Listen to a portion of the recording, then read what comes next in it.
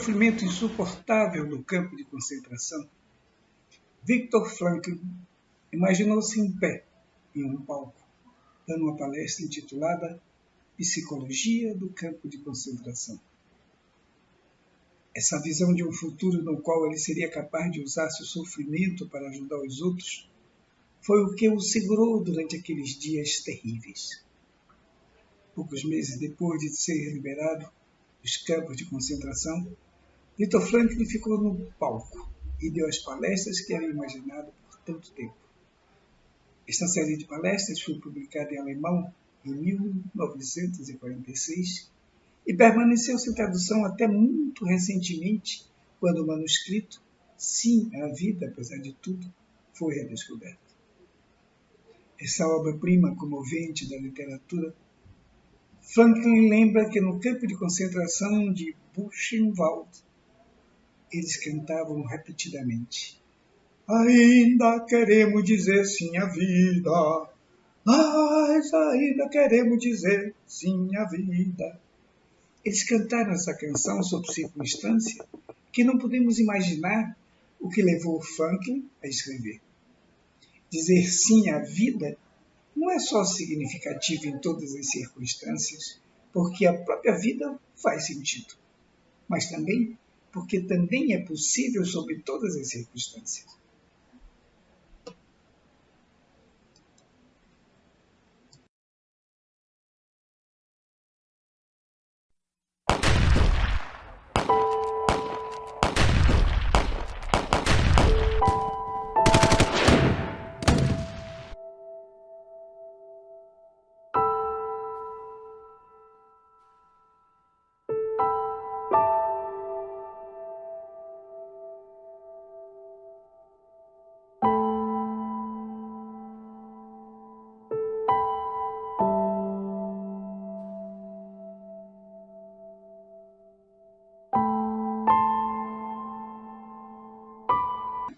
Em seu livro Em Busca de Sentido, Viktor Frankl deixa bem claro que uma das estratégias para a manutenção da vida nos campos de concentração, para aqueles cujo objetivo era apenas manter-se vivo, consistia em fazer o possível para tornar-se invisível aos olhos dos guardas. Apenas mais um na multidão. Aqui estão 4 ideias cruciais do manuscrito redescoberto. Somos responsáveis por cada momento de nossas vidas. É terrível saber que a cada momento sou responsável pelo próximo momento, que cada decisão, da menor para a maior, é uma decisão por toda a eternidade, que a cada momento eu posso concretizar a possibilidade de particularizar aquele momento ou perdê-lo. Cada momento tem milhares de possibilidades e eu só posso escolher uma delas para concretizá-la. Podemos não escolher o que a cada momento da vida nos apresenta, mas podemos escolher o que fazer com esse momento em que ele chega. O significado em cada vida assume formas diferentes dependendo de nossas circunstâncias.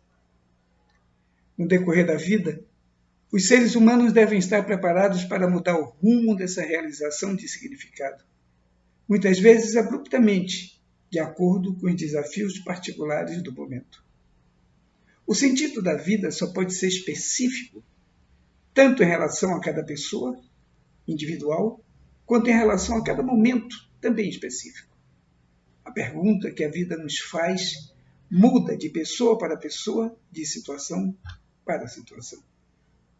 Cada fase da vida e de todas as circunstâncias exige que encontremos novos significados e novos objetivos. Às vezes, esse significado pode mudar a cada dia e até mesmo a cada hora. A grande sabedoria em ter a flexibilidade de mudar de direção de acordo com a tarefa que enfrentamos. O sofrimento tem um propósito crucial em nossas vidas. Se nos perguntasse honestamente e seriamente se gostaríamos de apagar as experiências tristes do nosso passado, talvez de nossa vida amorosa, se gostaríamos de perder tudo o que era doloroso, provavelmente todos responderíamos que não o faríamos. De alguma forma, sabemos o quanto fomos capazes de crescer e amadurecer precisamente durante esses períodos não alegres da nossa existência. Às vezes a vida é tão difícil que o único significado que podemos encontrar no momento é a mera resistência ao nosso sofrimento.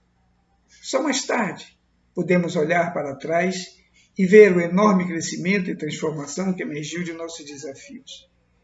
Há algumas doenças em que as pessoas perdem a capacidade de sentir dor. A incapacidade de sofrer em si mesmo se torna um sintoma. Ser capaz de sentir e suportar o sofrimento é um dom.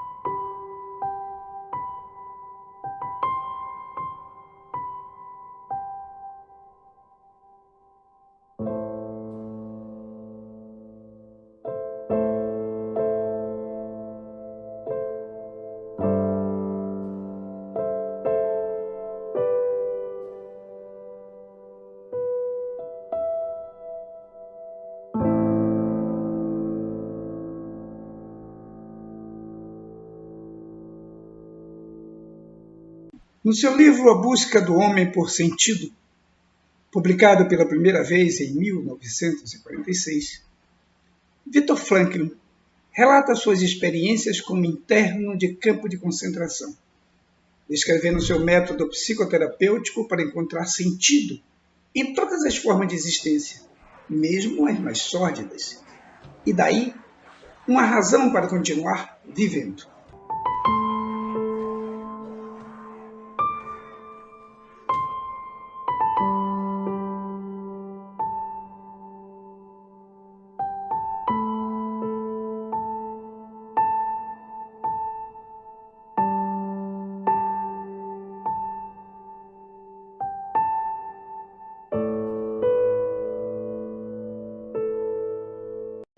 Viktor Frankl criou a primeira ciência especializada em sentido da vida do mundo.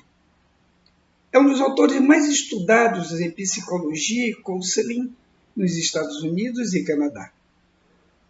Embora sua obra seja relativamente pouco conhecida nos países de língua portuguesa, já conta com inúmeros estudos experimentais em países como Brasil, Angola e Portugal, mesmo sendo ainda um tímido estudo sistemático das obras desse autor, que é comumente ignorada pelas principais correntes da psicanálise, como Sigmund Freud, Alfred Adler e Jacques Lacan. A sua obra é também chamada de terceira escola vienense de psiquiatria, com um certo distanciamento de Freud, no que se refere à etiologia sexual das neuroses, e no que se refere à religião. Frankl considera que a neurose individual poderia ser, em alguns casos, a expressão da recusa da espiritualidade. A logoterapia é uma abordagem com foco no sentido da vida. É a terapia da esperança, a psicoterapia das alturas, e pode ser utilizada para promover saúde através de prevenção e manutenção desta, ou seja, o foco está na saúde e não na doença. Para ele, tudo o que é humano tem dimensão noológica e distingue os homens dos animais. A espiritualidade humana não se confunde com religião. Segundo Frankl, existe no ser humano um desejo e uma vontade de sentido. Ele percebeu que seus pacientes não sofriam exclusivamente de frustrações sexuais, segundo Freud, ou de complexos, como o de inferioridade, segundo Adler, mas também do que reputa ser o vazio existencial. Para ele, a neurose revelaria um ser frustrado de sentido, o que o levou a concluir que a exigência fundamental do homem não é nem a emancipação sexual, nem a valorização do self, mas a plenitude de sentido. Segundo Frankl, a compensação sexual não seria nada além de um substituto para com a falta de sentido existencial. O terapeuta não pode negligenciar a espiritualidade do analisado. E a logoterapia passa a estar centrada no inconsciente espiritual mais do que nas pulsões. Não procurem o sucesso. Quanto mais o procurarem e o transformarem num alvo, mais vocês vão errar. Porque o sucesso, como a felicidade, não pode ser perseguido. Ele deve acontecer. E só tem lugar como efeito colateral de uma dedicação pessoal a uma causa maior que a pessoa, ou como subproduto da rendição pessoal a outro ser.